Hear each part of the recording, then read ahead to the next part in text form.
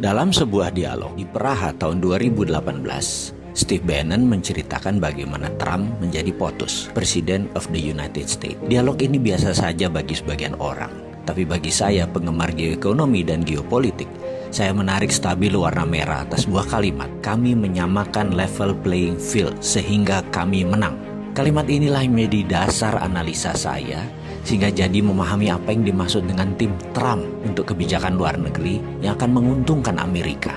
Saya jadi mengenal isi kepalanya Pompeo, mengenal isi kepalanya Bolton atau Shanahan dalam strategi perang dengan Cina.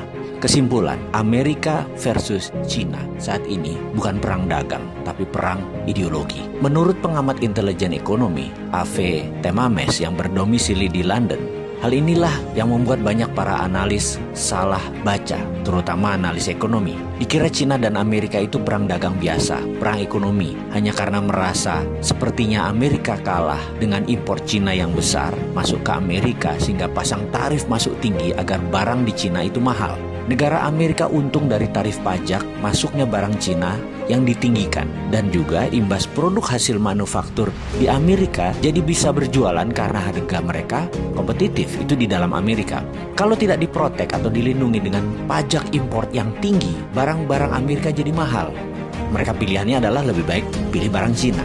Begitu sebaliknya, dibalas Cina dengan import masuk barang Amerika ke Cina dinaikkan.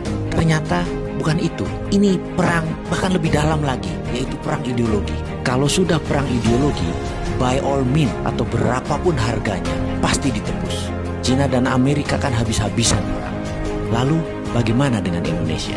Ada baiknya Indonesia membangun platform sendiri tentang teknologi. Karena begitu kedua negara ini berperang lebih dalam, Indonesia jangan-jangan tidak berkutik. Karena keduanya, negara Cina dan Amerika, Indonesia bergantung pada teknologi kedua negara tersebut.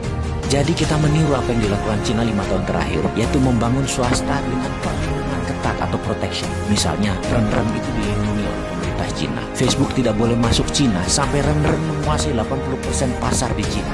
Didi Xuqing, online transportation. Setelah menguasai 80% pasar Cina, Uber baru boleh masuk. Alibaba menguasai 80% pasar Cina, baru Amazon boleh masuk. Baidu menguasai lebih dari 80% pasar Cina, baru Google boleh masuk sebagai search engine. Youku menguasai 80% pasar Cina atau lebih. YouTube baru boleh masuk, dan masuknya pun asing tersebut sampai dibatasi sampai saat ini. Indonesia kalau mau maju, aplikasi anak negeri dilindungi terlebih dahulu. Sekarang perang dagang Cina Amerika sedang memanas. Indonesia ambil kesempatan. Anak bangsa buat fintechnya sendiri, buat Google versi Indonesianya sendiri, buat WeChat versi Indonesia sendiri, buat Facebook versi Indonesia sendiri, dan pastikan semua proyek itu diprotek oleh negara, dilindungi oleh negara. FBI asing masuk diatur, Google asing diatur, sosmed semua diatur yang dari luar negeri, dan produk Indonesia diberi fasilitas penuh kemudahan. Yakinlah 1-2 tahun ke depan anak bangsa bisa membuat dan melaksanakan proyek tersebut, sehingga pada tahun 2021 sewaktu puncaknya perang dua negara, Indonesia sudah punya semuanya. Kita tidak tergantung pada Cina dan Amerika. Saya yakin Amerika pasti akan mematikan sosmed mereka, internet mereka, satelit mereka, karena itu adalah strategi perang, battle space namanya, penaklukan ruang udara. Tapi kalau Indonesia punya semua barang-barang itu, Indonesia tetap bisa dagang, tetap bisa berbisnis, karena sudah punya platform sendiri. Kita tetap connect. Kemarin, beberapa saat yang lalu, 2 hari sosmed dimatikan secara lokal. Banyak netizen yang muring-muring. Apalagi kalau Cina matikan 5G. Sementara Indonesia sudah pakai 5G di tahun 2021.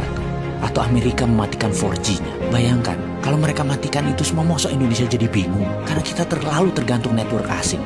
Amit-amit jangan sampai itu terjadi. Ada solusinya, yaitu dengan membangun platform digital teknologi yang diprotek oleh negara.